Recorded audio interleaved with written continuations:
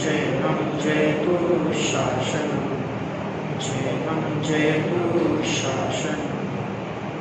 नम्योऽणिजिनं वीरम् अनन्तवर्णानुदंसनसाभं, वोच्छामि नियमसारं केवली शुद्ध केवली वैनम्। आज का जो महामंगलमय दिन है उसको बोलते हैं श्रुत पंचमी।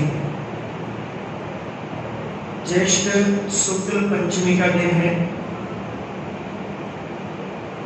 और अपने जिनालय का 41वां वार्षिक महोत्सव का दिन भी है। शुद्ध पंचमी पर्व वैसे तो हम लोग हर साल बहुत उत्साह और उमंग के साथ पिछले 41 सालों से मनाते आ रहे हैं, लेकिन विगत 2 वर्षों में देश में जो त्रासदी के हालात बने और उसमें हमें अपने मन को मारकर इस पर्व को अत्यंत संक्षिप्तता के साथ अथवा ऑनलाइन मनाने की परिस्थिति पैदा हुई। इस वर्ष हमारा सौभाग्य है कि सामान्य हालात हैं और अपन लोग इस पर्व को बहुत उत्साह के साथ मना रहे हैं। इसके साथ ही मंगलाचरण में जिनका तीसरे नंबर पर नाम आता है, ऐसे कलिकाल सर्वज्ञ भगवत कुंकुंदाचार्य देव के द्वारा प्रणीत नियमसार परमानंद के आधार पर निर्मित नियमसार मंडल विधान का भी हम लोग भरचक लाभ ले रहे हैं। इसे मेवाड़ की शूरवीरता ही कही जाएगी। जब दिन में लोग भोजन करके आराम करते हैं, ऐसे समय में हम लोग जिनेंद्र भगवान के दरबार में इस विधान का भी लाभ ले रहे हैं। वास्तव में देखिए, शुक्ल पंचमी पर्व नाम है ना, तो पर्व 2 प्रकार के होते हैं।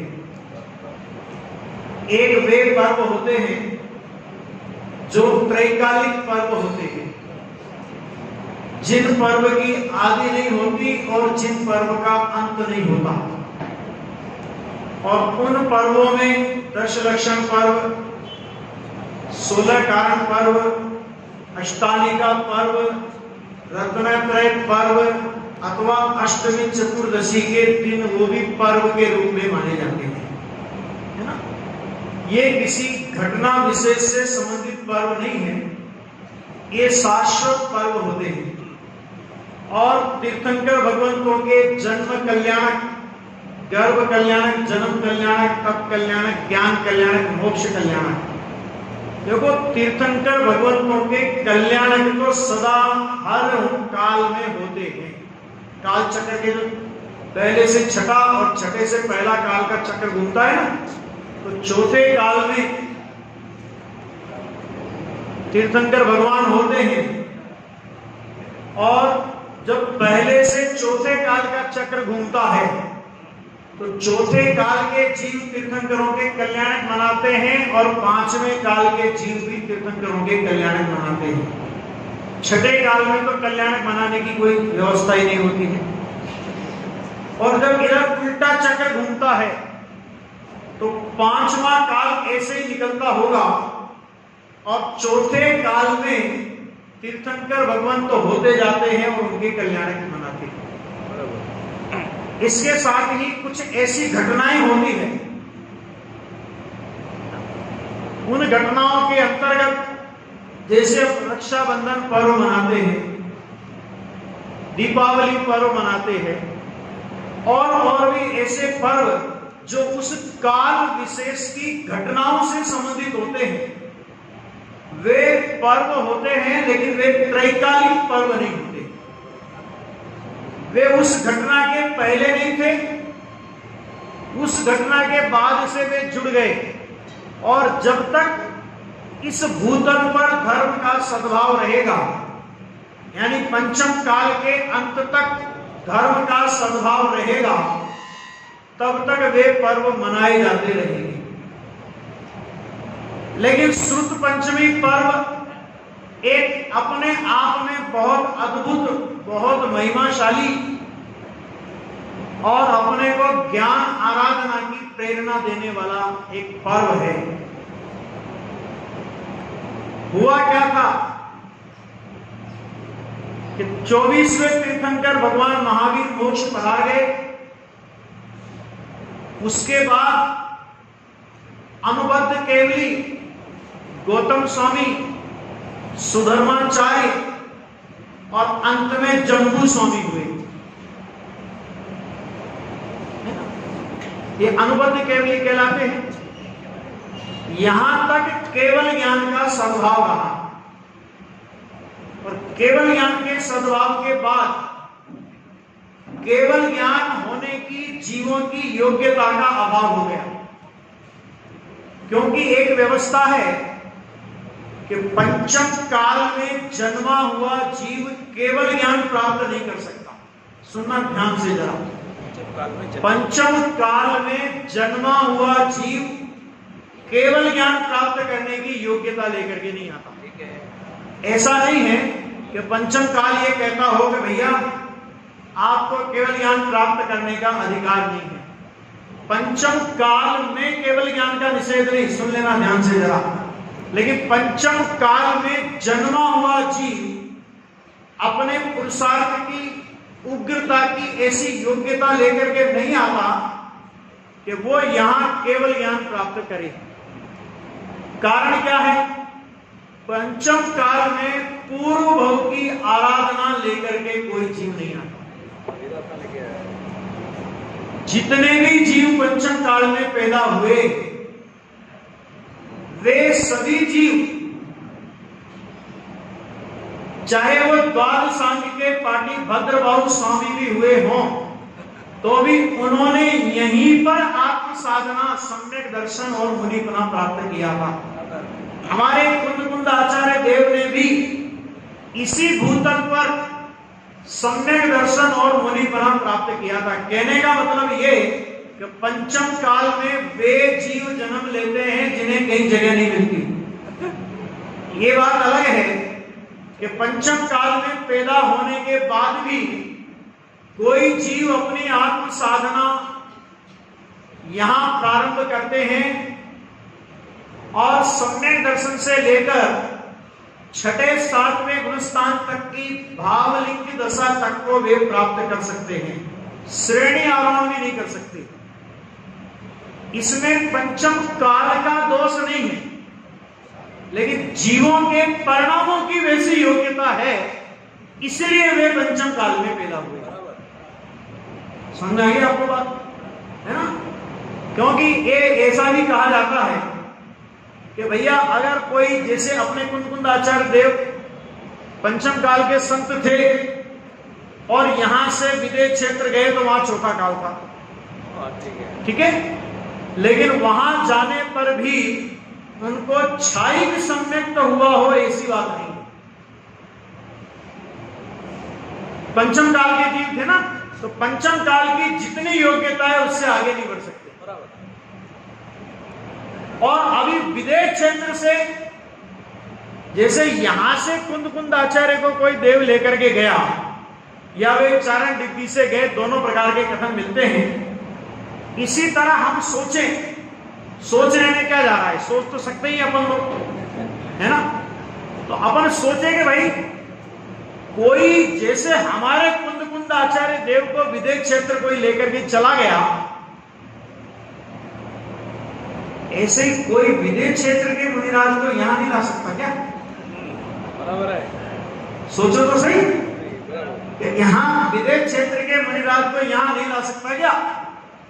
और यदि वे कोई ऐसा प्रसंग बन जाए और विदेश क्षेत्र के कोई मुनिराज भरत क्षेत्र में आ जाएं, तो वे अपने पुरुषार्थ की उग्रता से यहां केवल ज्ञान प्राप्त कर सकते हैं।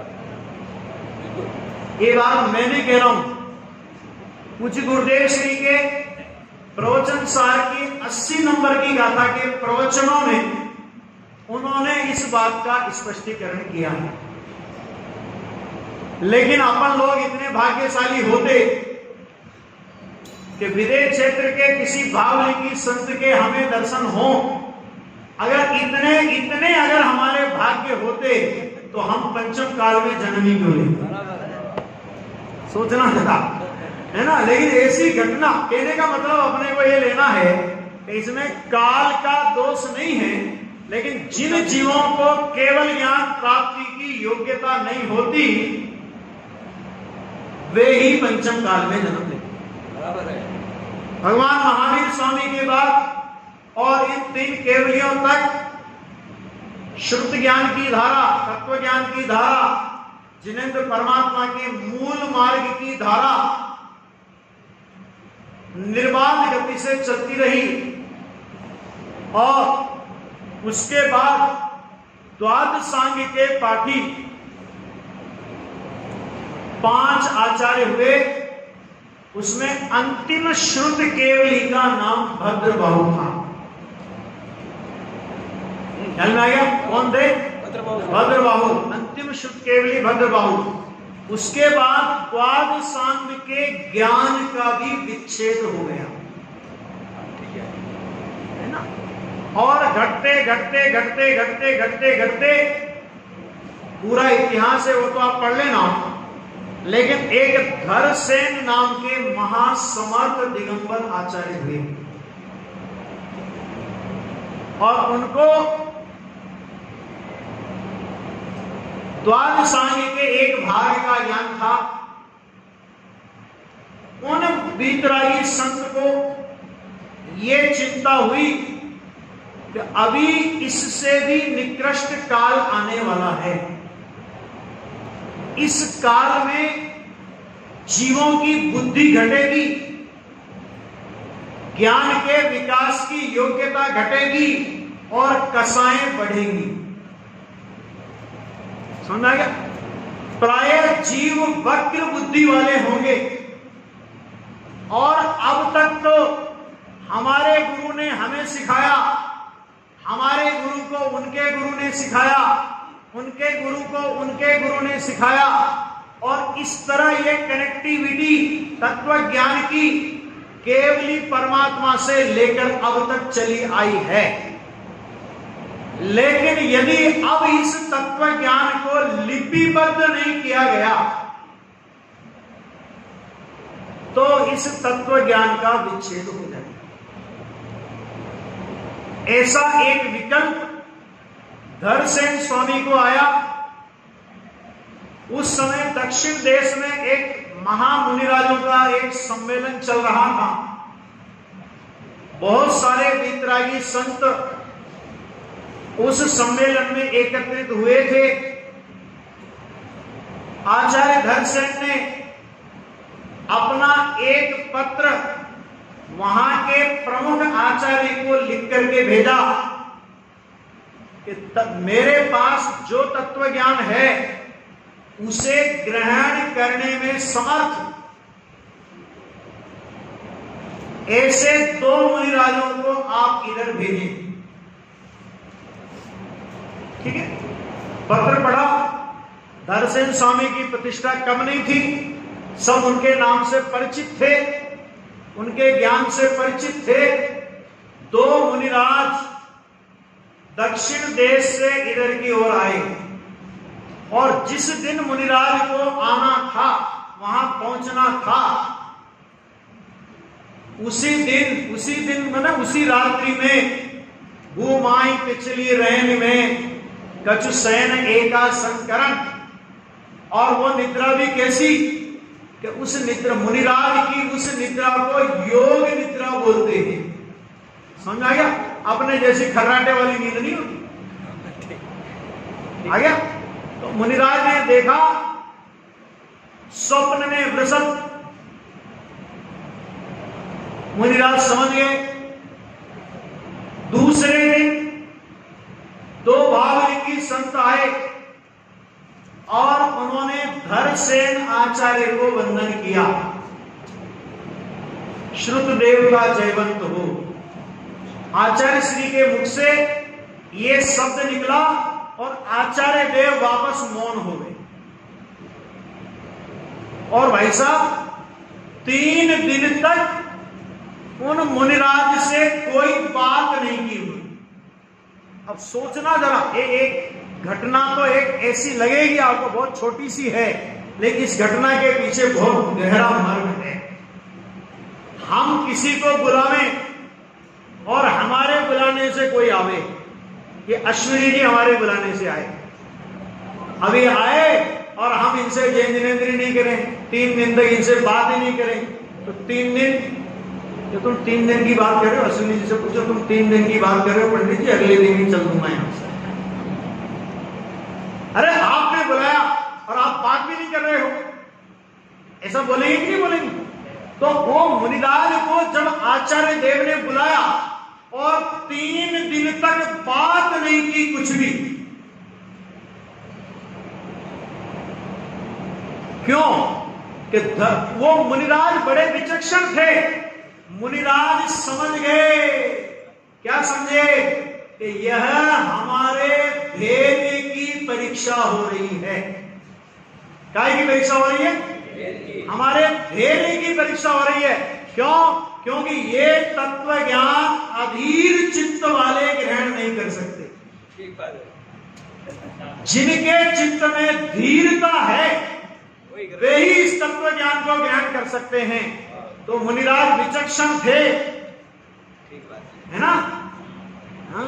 तो वे समझ गए कि हमारे धैर्य की परीक्षा आचार्य देव ले रहे हैं। 3 दिन तक वे भी मौन रहे। बाद में बोले प्रभु हम इसके लिए आपके पास आए हैं। धरसेन स्वामी बोले अच्छा, धैर्य की परीक्षा हो गई।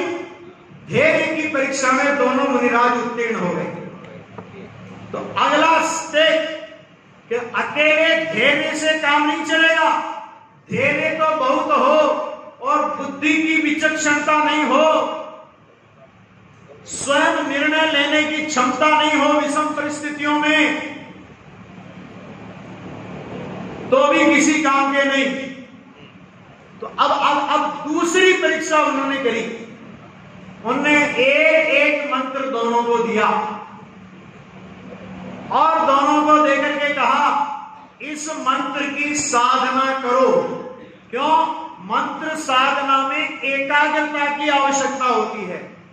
तुम्हारी धीरता तो हमने परख ली कि तुम धैर्यवान हो, लेकिन तुम्हारे चित्त में एकाग्रता भी है कि नहीं? तुम विषम परिस्थिति में निर्णय ले सकते हो कि नहीं ले सकते हो? तुम्हारी बुद्धि कुशाग्र है कि नहीं? तो एक मंत्र दोनों को दिया और क्या किया? एक मंत्र में एक अक्षर अधिक कर दिया और एक के मंत्र में एक अक्षर कम कर दिया और कहा कि जाओ साधना करो। ठीक? साधना की मतलब एकाग्रता की परीक्षा में दोनों मुनिराज उत्तीर्ण हो गए, लेकिन मंत्र में डिफेक्ट था ना। यानी उसमें ये कहकर के धरसेन उनको ये शिक्षा भी देना चाह रहे थे कि जिस जिनवाणी का बोध में तुम्हें देने वाला हूं उसमें अपनी मति कल्पना से एक अक्षर जोड़ना और अपनी मति कल्पना से एक अक्षर घटाने की क्या कीमत चुकानी पड़ सकती है वो भी समझ लें। जब उनकी साधना पूरी हुई तो उस मंत्र की अधिष्ठात्री जो देवियां होती है वे प्रकट हुई, हमारे लिए क्या आज्ञा है। लेकिन स्वभाव से देवताओं का और देवियों का सौंदर्य अतुलनीय होता है और वे कुरूप अवस्था में प्रकट हुई। मुनिराज समझ गए कि देवियां कभी भी कुरूप नहीं होती, अवश्य कुछ न कुछ हमारी परीक्षा हो रही है। विचक्षण बुद्धि थे ना, समझ गए हमारी परीक्षा हो रही है। तो उन्होंने मंत्र को जांचा, तो समझ गए कि इनके मंत्र में एक अक्षर अधिक है और हम इनके मंत्र में एक अक्षर कम है। सुनना ध्यान से, गुरु आज्ञा की दुहाई देने वाले इस बात को समझ लें कि गुरु ने जो मंत्र दिया और उस मंत्र में गलती थी। एक बार तो विचार आया कि गुरु के दिए हुए मंत्र में परिवर्तन कैसे करें, लेकिन दूसरे ही क्षण विचार आया कि हमारे गुरु ऐसे अनाड़ी नहीं हो सकते जो उनको अक्षर ज्ञान नहीं हो और एक अक्षर कम और एक अक्षर अधिक वाला मंत्र हमें दे दें। हमारे गुरु इतने अनाड़ी तो नहीं हो सकते। अवश्य उसमें इनका उनका कोई गहरा अभिप्राय छुपा है। हम अपनी बुद्धि से अभी मंत्र को शुद्ध करते हैं और बाद में गुरु के सामने इस घटना का निवेदन करेंगे और अपनी धृष्टता के लिए उनसे क्षमा याचना कर लेंगे और वे जो प्रायश्चित देंगे वो प्रायश्चित ले लेंगे। इसका मतलब क्या कि जो गुरु परंपरा से बंधकर विकृतियों का पोषण किया जाता है, हमारे गुरु की परंपरा है, हम जानते हैं गलत है, लेकिन हमारे गुरु की परंपरा है। अरे गुरु की परंपरा गलत हो तो गुरु से माफी मांग करके सही परंपरा में आ गया और वो काम उन्होंने किया और फिर सिद्धि करने के लिए बैठे। अब देवियां अपने असली रूप में प्रकट हुई। उन्होंने कहा, प्रभु हमारे लिए क्या आज्ञा है। उन्होंने कहा, हमारे पास कोई आज्ञा नहीं, हम भी किसी की आज्ञा से आए, हम तुम्हें क्या आज्ञा दें और तुमसे हमारा तुमसे मतलब क्या है। ये कहकर धरसेन आचार्य के पास आए, सारा घटनाक्रम उनको बताया। प्रभु हम आपकी अवज्ञा की आपसे माफी चाहते हैं, आपके दिए हुए मंत्र में हमने सुधार किया। कहते तुम्हें माफी मांगने की कोई जरूरत नहीं है। क्यों? क्योंकि तुम हमारी सभी परीक्षाओं में उत्तीर्ण हो गए हो। और वो भी कैसे? 100/100। क्यों? क्योंकि तत्व ज्ञान में अगर 99 नंबर लाते तुम तो हम तुमको ज्ञान नहीं देते। 100/100 में से तुम उत्तीर्ण हुए हो। आज से तुमको तत्व ज्ञान का अवगाहन। और उसके बाद आचार्य धरसेन ने उन मुनिराजों को उन सठखंडागम का पूरा ज्ञान दिया। ये गुरुओं की कैसी अपार करुणा है। लोक में तो गुरु, लौकिक गुरु तो ये सोचते हैं कि यदि मैंने अपनी विद्या के सारे दाव पेच इसको सिखा दिए तो ये मेरा शिष्य मुझसे आगे नहीं बढ़ जाए। तो वो सारे दाव पेच नहीं सिखाता, कुछ अपने पास रख लेता। लेकिन ये तो वीतरागी संत हैं, इन्होंने जो कुछ उनको ज्ञान में था, जितना जो कुछ वे जानते थे, उन्होंने अपने दोनों योग्य शिष्यों को वो सिखा दिया। ठीक है? और उनको कहा अब आप यहां से जाइए और जो कुछ आपने सीखा है उसे लिपिबद्ध कर लीजिए ताकि ये जिनवाणी की परंपरा निर्बाध गति से चलती रहे और हमारी आगामी पीढ़ियां इस जिनवाणी के वैभव को सुरक्षित रखे। प्रणाम करके दोनों भावलिंगी संत अपने योग्य स्थानों पर आ गए और दोनों की संयुक्त कृति के रूप में षटखंडागम जो सूत्रात्मक ग्रंथ है, मुख्यतः कर्णान योग की है, लेकिन द्रव्यान योग के भी बहुत गहरे रहस्य जिसमें छिपे हुए हैं। द्रव्य मंगल, क्षेत्र मंगल, काल मंगल, भाव मंगल, जीवो मंगलम, है ना, और उपादान कारण के अनुसार ही कार्य होते हैं। ये जो अध्यात्म के रहस्य हैं, ये भी उस षटखंडागम में उपलब्ध है। वो षटखंडागम की रचना पूरी हुई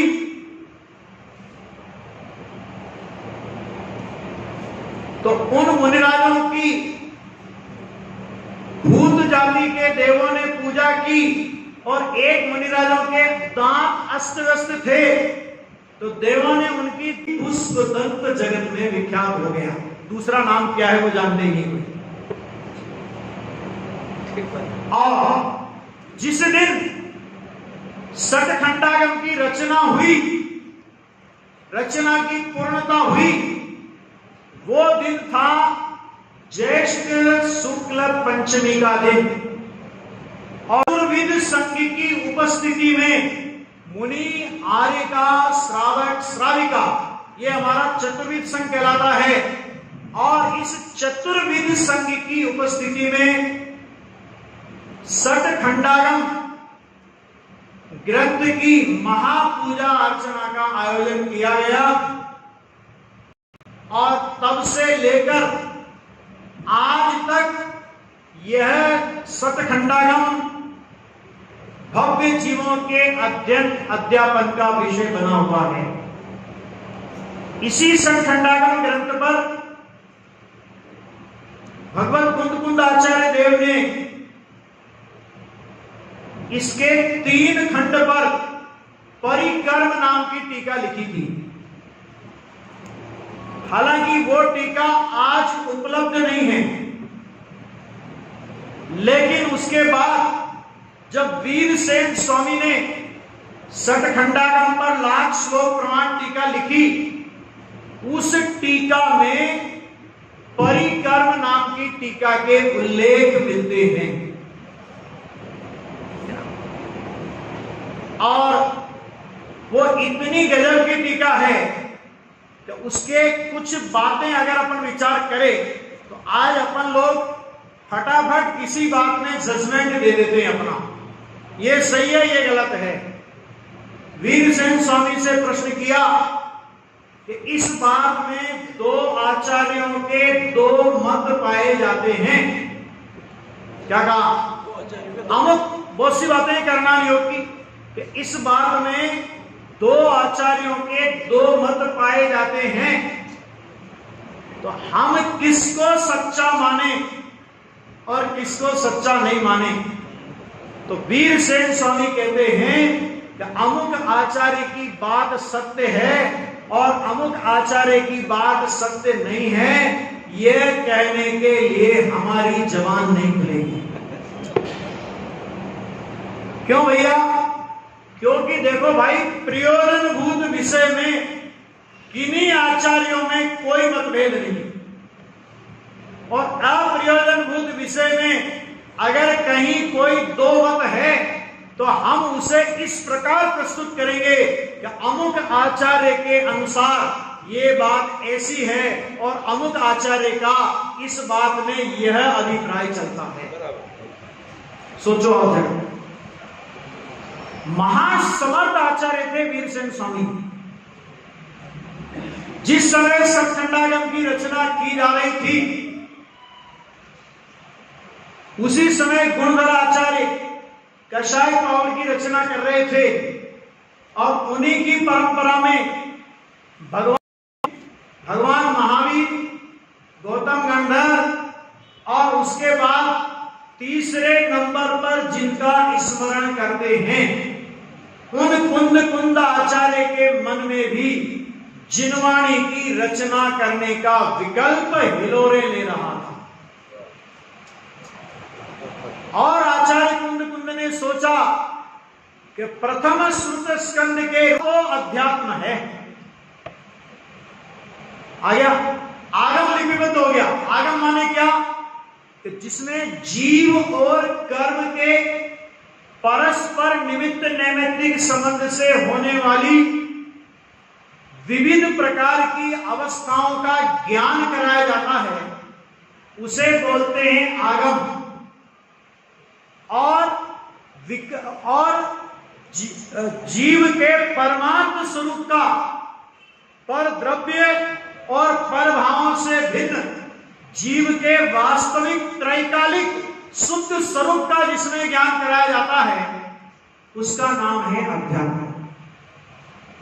आगम में भी अध्यात्म ही निकालना प्रयोजनभूत है, लेकिन आगम में आगम कथनों की इतनी बहुलता होती है कि उसमें से अध्यात्म के रहस्य को निकालना सर्वसाधारण के बस की बात नहीं है।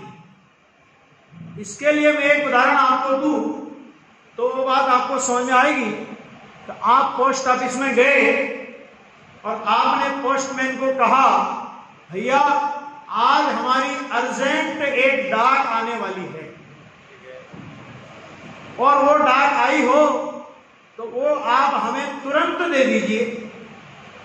पोस्टमैन अपना जानता था, उसने कहा भाई साहब आपकी कोई डाक आई है ये तो मुझे पता है, क्योंकि मैं जब निकाल रहा था तो देखा था मैंने, लेकिन अभी तो ये 5000 चिट्ठियां पड़ी हैं और उन 5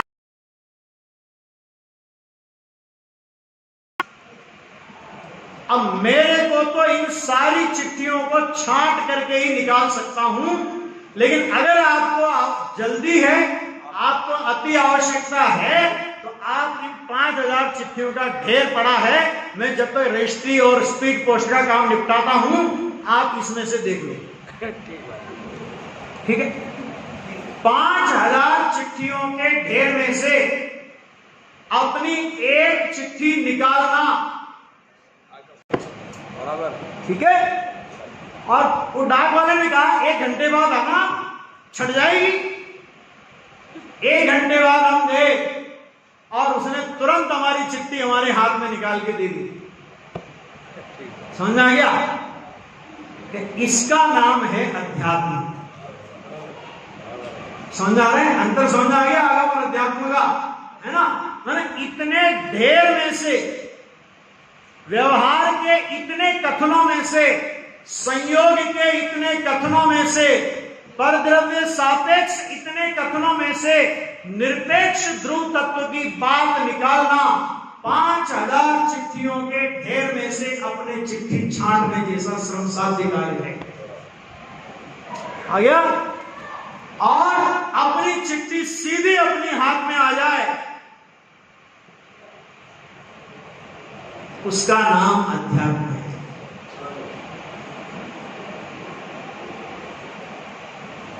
देखो, आगम का प्रयोजन, अगर हम आगम में से अध्यात्म नहीं निकालें और मात्र आगम के कथनों के घटाटोप में ही उलझे रहें, जिंदगी तो चली जाएगी लेकिन कल्याण नहीं होगा। कल्याण तो हमेशा अध्यात्म के विषयभूत त्रैकालिक ध्रुव चैतन्य सत्ता के अवलंबन से ही होता है। और वो जो आगम का कथन आया ना, वो जो परद्रव्य सापेक्ष कथन आया, वो जो पर्याय सापेक्ष कथन आया, गुणस्थान मारणस्थान सापेक्ष कथन आया, वो भी आत्मा को बताने के लिए ही आया है कि देख, तू अपने स्वभाव को भूला है तो तेरे स्वभाव को भूलने से तेरी कितनी दुर्गतियां हुई हैं। उन दुर्गतियों का परिचय उन दुर्गतियों में भटकने के लिए नहीं कराते हैं, लेकिन उन दुर्गतियों में से पार होकर जीवन मंगलम का संदेश आचार्य पुष्पदंत और आचार्य भूतबली अपने को देते हैं कि एक पर्याय में तेरे को मिथ्या दर्शन रहा, राग देश के परिणाम रहे, कषाय के परिणाम रहे, गतियां रही, भव का परिभ्रमण रहा, ये सब कुछ होने पर भी तेरा त्रैकालिक जीव तत्व तो त्रिकाल मंगल स्वरूप है और उसे हम जीवो मंगलम कहते हैं। ये सखंडागम की बात आपको बोल रहा हूं, पहली पुस्तक है। आई बात समझ? तो जब आचार्य हरसेन के द्वारा ज्ञान प्राप्त करके पुष्पदंत और भूतबली ने सठखंडागम की रचना कर दी, तो आचार्य कुंद ने परिकर्म टीका लिख करके उस ज्ञान के प्रति भी अपना अहोभाव तो व्यक्त कर दिया। अगर उस ज्ञान के प्रति उनको अहोभाव नहीं होता तो वे टीका ही क्यों लिखते भैया? लेकिन आचार्य कुंद के मन में एक विकल्प और आया कि वर्तमान काल में और इसके बाद भी आने वाले काल में, अरे जब उनको अध्यात्म की बात बताई जाती है तो वे अध्यात्म में से अध्यात्म को नहीं पकड़ पा रहे हैं, तो आगम में से अध्यात्म निकाल लेंगे, ये कैसे संभव है? तो आचार्य कुंद को एक विकल्प आया और उस एक विकल्प ने जगत को निहाल कर दिया और जिनागम की शास्त्र रचना के क्षेत्र में अध्यात्म का जो कोना खाली था उसको आचार्य कुंद ने भर दिया। इतना ही नहीं, आचार्य कुंद के सामने जैन मत को एक ऐसी त्रासदी से गुजरना पड़ा था कि जैन शासन अखंड धारा में चलता हुआ जैन शासन दो धाराओं में विभाजित हो गया था। जो मूल धारा थी वो मूल धारा दिगंबर कहलाई, उसके पहले दिगंबर नाम नहीं था, लेकिन मूल धारा जो मूल धारा में रहे वे दिगंबर कहलाए और जो मूल धारा से पदच्युत हुए वे पहले अर्धफालक और उसके बाद में श्वेतांबर कहलाए। अभी हुआ क्या कि जो विभाजन हुआ था वो नया विभाजन हुआ था, बहुत लंबा काल नहीं हो गया था, 100, 150, 200 साल हुए होंगे। तो जो भी जो उनमें गए वे लोग भी अपने से परिचित थे। और होता क्या है कि जब अपने परिचित मुनि भी कहलावे और सब सुविधाओं का भोग भी करते रहे, तो जो शिथिलाचार प्रसन्न वर्ग है उनका मन भी हिलोरे मारने लगा, शिथिलाचार की लहरों में गोते लगाने लगा। बाहर से तो दिगंबर बने रहे लेकिन अंदर में शिथिलाचार का मजा आने लगा। काश हम भी ऐसा कर सकते, काश हम भी ऐसा कर सकते। पहले तो सोचते थे कि काश हम भी ऐसा कर सकते, और बाद में कुछ सूरवीरों ने हिम्मत भी दिखाई। तो अभी कुंद आचार्य के सामने एक ज्वलंत प्रश्न खड़ा हो गया। आचार्य धरसेन ने, पुष्पदंत भूतबली ने जिनवाणी को लिपिबद्ध कर दिया, हमने अध्यात्म को लिपिबद्ध करके जिनागम के दोनों आगम और अध्यात्म के कोश को समृद्ध तो कर दिया, लेकिन अभी इन शिथिलाचारियों का क्या करें? शिथिलाचारी कह रहा हूं मैं, उससे आगे नहीं बढ़ रहा हूं, क्या करें? तो फिर आचार्य कुंद ने वज्र हृदय होकर, कठोर हृदय होकर अष्टपाहुड़ जैसा परमागम लिखा। उस परमागम में जिनके मन में शिथिलाचार हिलोरे लेने लगा था उन्हें लिखा, उनके लिए लिखा, अरे मुनिपना धारण करके तिल तुस मात्र परिग्रह रखे और उसे मुनि माने, मनावे, मानने वाले का अनुमोदन करे, निगोदम गच्छति। और इधर उनके सामने एक बात और कही, नग्गो विमोक्ष मग्गो शेषा उन्मग्गो, नग्नता ही मार्ग है और शेष सब उन्मार्ग है।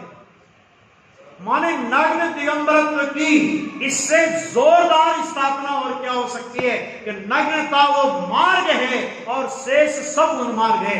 इतना ही नहीं, बोध पाहुड़ में अरिहंत, सिद्ध, आचार्य, उपाध्याय, साधु, जिन प्रतिमा, जिन धर्म, जिन चैत्य वगैरह जो नौ देवताओं की चर्चा आती है ना, कि वे सारे नौ देवता उन्होंने मुनि धर्म पर उतारे। ये बात कही तो जिनके अंदर में द्रव्यलिंग, जिनके अंदर में भाव का पता नहीं और मात्र बाहर में द्रव्यलिंग धारण करके अपने आप को हम चोड़ा बाजार सकड़ा मान रहे थे, उनके लिए आचार्य कुंद ने कहा, नार की तिर्यंच आदि देह से सब नग्न हैं, सच्चे श्रवण तो हैं वही जो भाव से भी नग्न है। कि अरे हमने नग्गो विमोक्ष मग्गो कहा, इसका मतलब भाव शून्य नग्नता को हम महत्व नहीं दे रहे हैं, क्योंकि भाव शून्य नग्नता, अरे भाई वस्त्र का व्यवहार मात्र मनुष्य गति और देव गति में होता है। तिर्यंच और नार की वे तो जन्म से ही मरण तक नग्न ही होते हैं। अगर नग्नता का नाम ही मुनिपना हो तो तिर्यंच और नार की को भी मुनिपना सिद्ध हो जाएगा। सच्चे श्रवण कौन है? कि जो भाव से भी नग्न है। मैंने कितना जबरदस्त बैलेंस, मात्र नग्नता धारण करके अंदर के भाव से शून्य थे, उनको नग्न तो तिर्यंच और नार की भी रहते हैं। अकेली नग्नता मोक्ष मार्ग नहीं है, भाव से भी नग्न होना चाहिए। और जिनको नग्नता में भी तकलीफ थी, वस्त्र सहित मुनिपना हो तो क्या तकलीफ है, मुनिराज ऐसा ग्रहण कर ले तो क्या तकलीफ है, तो उनको कहा नग्गो विमोक्ष मग्गो, नग्नता ही मोक्ष मार्ग है। यदि तुम तिलतुष मात्र परिग्रह ग्रहण करोगे तो निगोद जाओगे। दो बात। तीसरी बात, जहां शिथिलाचार चरम सीमा को पार कर गया था, उनके लिए उन्होंने एक लिंग पाहुड़ नाम का ग्रंथ लिखा और लिंग पाहुड़ की 8 गाथाएं ऐसी हैं जिनमें मुनि दशा के योग्य जो कार्य नहीं है, अर्थात जो मुनि दशा में अकृत्य हैं, नहीं करने योग्य हैं और उन कार्यों को करते हैं, तो आचार्य कुंद जैसे कठोर हृदय वाले लेकिन अंदर में कोमलता जिनके हृदय में थी, बाहर से लगता है कि कठोर है लेकिन अंदर में कोमलता थी कि ये इसके फल में कहां जाएगा, ऐसे श्रवणों को वे श्रवण नहीं तिर्यंच हैं। लगातार 8 गाथाओं में अलग अलग नाम, उनके अलग अलग अकृत्य गिनाते गए और गाथा का दूसरा चरण लिखते गए, वे श्रवण नहीं तिर्यंच। ऐसा हमारे वीतरागी संतों ने जब इतना पौरुष लगाया, इतना बल लगाया, अंदर में कठोरता नहीं होने पर भी बाहर में इतनी कठोरता दिखाई, तब कहीं जाकर ये मूल मार्ग जो आज अपने मूल स्वरूप में थोड़ा बहुत जितना कुछ बचा हुआ है, ये उन वीतरागी संतों की करुणा का प्रभाव है। अगर वे आगम और अध्यात्म की लेखनी नहीं चलाते, अगर वे शीतलाचार के विरुद्ध सशक्त वातावरण नहीं बनाते तो आज हमको जैन दर्शन किस रूप में मिलता, इसकी आप और हम कल्पना नहीं कर सकते। अरे अष्टपाहुड़ का ब्रेक है, तब भी बिना ब्रेक की गाड़ियां कितनी चल रही हैं। तो अगर ये ब्रेक ही नहीं होता तो फिर क्या होता? अगर ये समय सार नहीं होता तो क्या होता? अगर ये सतखंडागम नहीं होता तो क्या होता? जरा इसकी हम कल्पना अगर करें जरा थोड़ी देर के लिए, अंदर से आत्मा कांप उठती।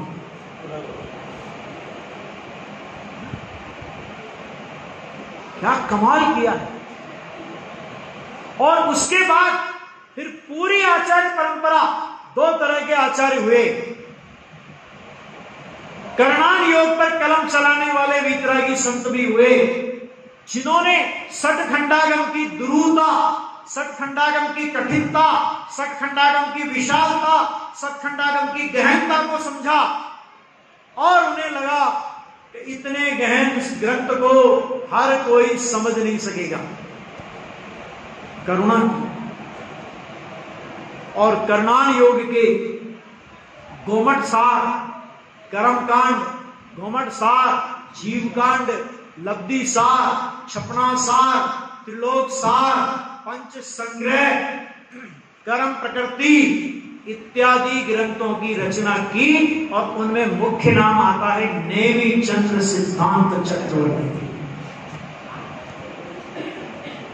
और कुछ आचार्यों ने चरणान योग और अध्यात्म की रचना की, अध्यात्म ग्रंथों की रचना की।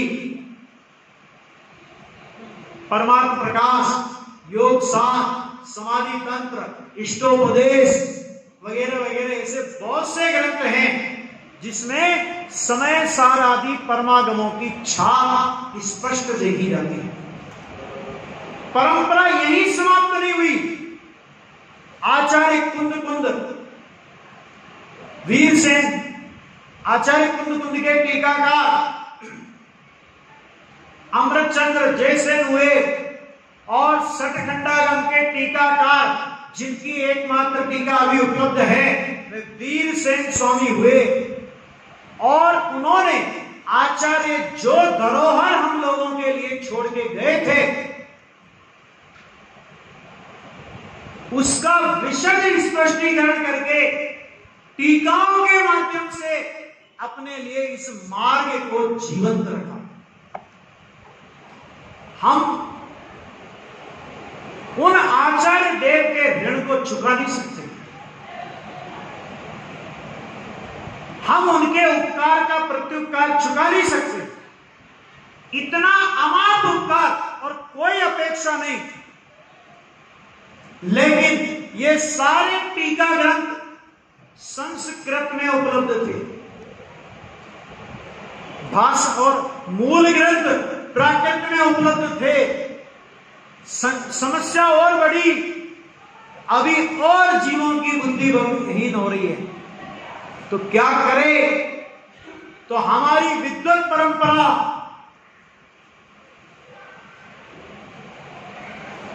उसमें आज से 900 वर्ष पहले पंडित आशागर हुए। क्रियाकांड के रूप में उनसे हमारी असहमति होने पर भी अध्यात्म के क्षेत्र में उन्होंने जो कार्य किया वो वास्तव में बहुत जबरदस्त कार्य किया।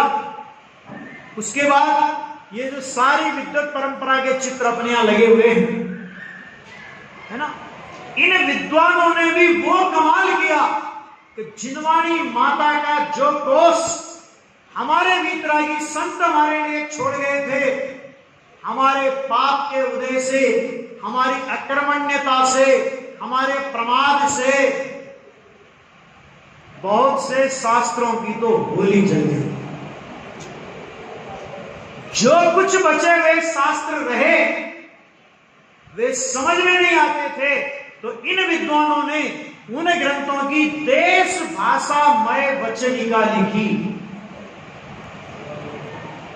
और आज से लगभग 60-70 वर्ष पूर्व, यानी 50 वर्ष पूर्व, 40 वर्ष पूर्व तक भी विद्वानों की उन कृतियों में या उन कृतियों पर कोई अंगुली उठाने वाला पैदा नहीं हुआ था कि जिनने उनकी कृतियों को चैलेंज किया।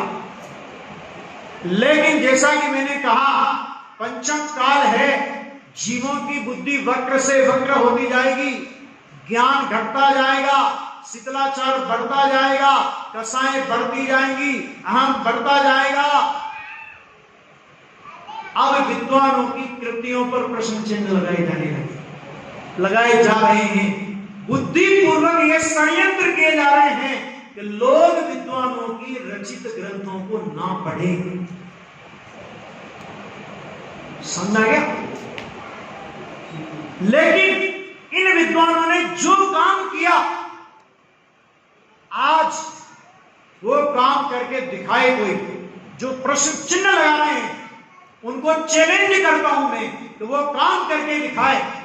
टोडरमल जी के ऊपर राजा ने नाराज होकर सत्य असत्य की परीक्षा किए बिना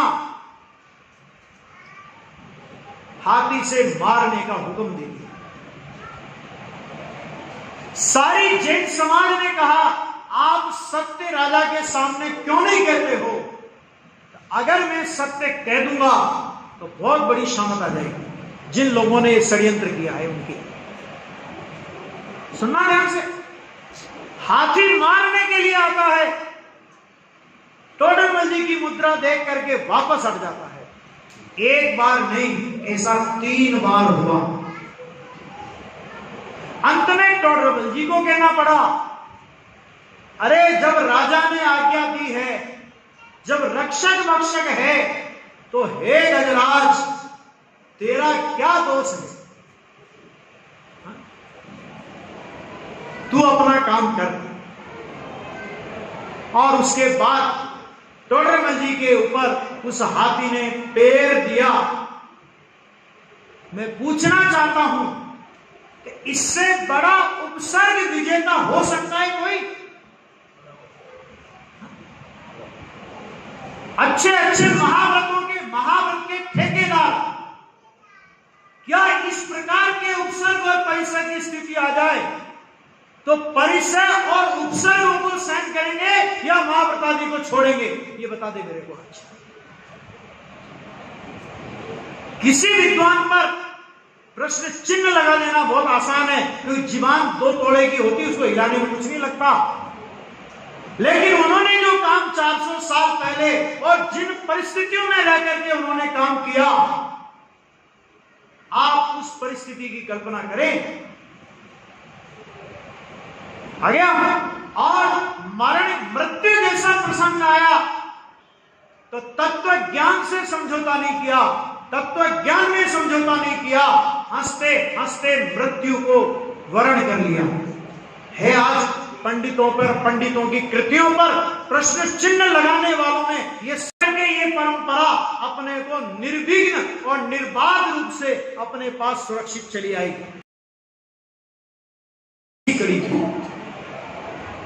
विद्वानों ने यह काम कर दिया। अंतिम कड़ी के रूप में हमारे गुरुदेव आते हैं कि जिन्होंने समय सार एक सेठ ने उनको दिया, विक्रम संवत 78 में, और 4 पन्ने समय सार के पलटे और उस सेठ को कह दिया, सेठ ये अशरीरी होने का शास्त्र है। उसके पहले श्वेतांबर मान ने 45 आगम पढ़ चुके थे, सारा उनका साहित्य पढ़ चुके थे। एक शास्त्र के लिए यह शब्द नहीं कहा कि इसमें सम्य दर्शन होने की बात भी है।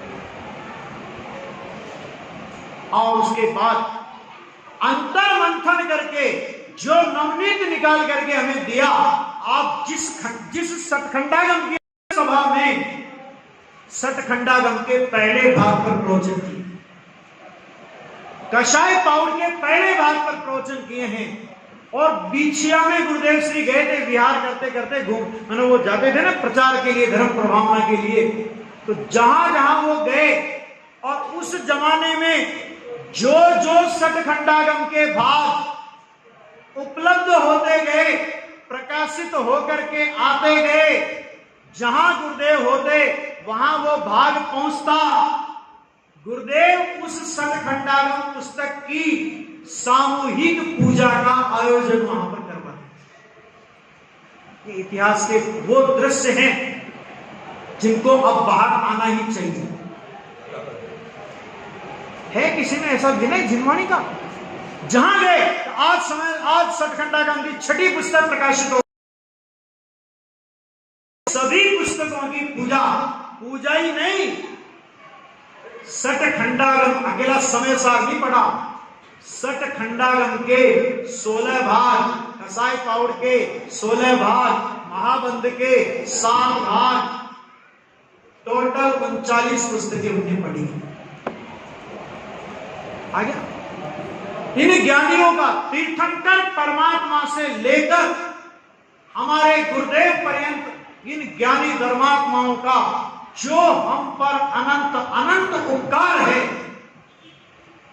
हम इनके उपकार को कभी भुला नहीं सकते, कभी इनके उपकार को हम चुका नहीं सकते। इतना अपार उपकार है और हमसे कोई अपेक्षा जिनको नहीं। बहुत से लोग ये कहते हैं कि भाई साहब उपकार तो सबका है, आज भगवान का है, आचार्यों का है, ज्ञानी विद्वानों का है, गुरुदेव का है, तो आप लोग गुरुदेव का ही नाम सबसे अधिक क्यों लेते हो? ये हम लोगों पर आरोप है। आज इस आरोप का उत्तर भी सुन लो कि हमारे पिताजी के पिताजी भी थे, उनके पिताजी भी थे, उनके पिताजी भी थे, उनके पिताजी भी थे, उनके पिताजी भी थे, उनके पिताजी भी थे। क्यों? क्योंकि वे नहीं होते तो हम कहां से आते? बराबर है। लेकिन जब विद्यालय में नाम लिखाया जाएगा, बैंक में अकाउंट खोलने में नाम लिखाया जाएगा, किसी भी प्रसंग पर नाम लिखाया जाएगा, तो अनंत उपकार उनका होने पर भी नाम पिताजी का लिखाएगा। बात समझ आ गई? अनंत तीर्थंकरों का हम पर उपकार है, अनंत आचार्यों का हमारे ऊपर उपकार है, मुनि भगवंतों का हमारे ऊपर उपकार है, विद्वानों का हमारे ऊपर उपकार है। लेकिन इन सारे ग्रंथों के रहस्यों को समझने योग्य अगर आज हम हुए हैं तो वे गुरुदेव की कृपा से हुए। और इसलिए बहन श्री के उन शब्दों को याद करके मैं अपनी बात को यहां पूरी कर रहा हूं कि अगर हम आत्मा शब्द बोलना सीखे हों तो वो गुरुदेव से सीखे। और एक ज्ञानी के उपकार में अनंत ज्ञानी का उपकार समाहित रहता है, और एक ज्ञानी के निषेध में अनंत ज्ञानियों का निषेध रहता है ना? इसलिए इसको ऐसा कोई नहीं कहे समझे कि गुरुदेव की बहुत भक्ति की जाती है, गुरुदेव का बहुत नाम लिया जाता है तो आचार्यों की भक्ति कम हो गई। बराबर। अरे ये समझो कि जब हम एक सम्यक दृष्टि धर्मात्मा की भी इतनी भक्ति करते हैं तो वीतरागी संतों की तो कितनी भक्ति होगी। वास्तव में हम उस भक्ति करने के लायक नहीं। सोचो जरा, इतना उपकार इन वीतरागी संतों ने, इन ज्ञानी धर्मात्माओं ने अपने ऊपर किया है। इनके उपकार को अपने हृदय में स्थापित करके इन्होंने जो जिनवाणी माता हमें उपहार में दी, उसकी लोरियां, भगवान आत्मा के गीत अपन रोजाना सुने, समझें और इन ज्ञानियों के द्वारा बताए गए मार्ग पर चलकर मुक्ति श्री का वर्ण करें। इसी भावना से अभी की बात यहीं विराम देता हूं।